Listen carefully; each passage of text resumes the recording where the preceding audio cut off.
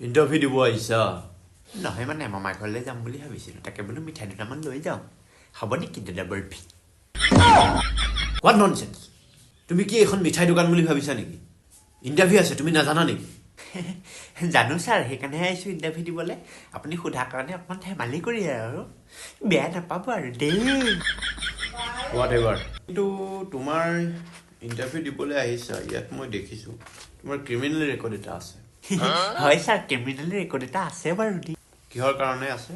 কিয় মানে ছাৰ ইয়াৰ আগত মই য'ত ইণ্টাৰভিউ দিব গৈছিলোঁ তাত মানে মোৰ মেনেজাৰজনে চাৰ্টিফিকেটখিনি চাই ক'লে তোমাৰ কোৱালিফিকেশ্যন কম আছে আৰু তুমি এইটো চাকৰিৰ কাৰণে যোগ্য নহয় সেইকাৰণে মোক খং উঠে মেনেজাৰজনক ডিঙিটো ৰেপি মই মাৰি পেলালোঁ ছাৰ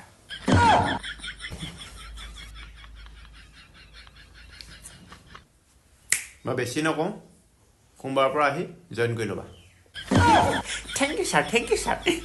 আহিছে ছাৰ তেতিয়াহ'লে ঠিক আছে যোৱা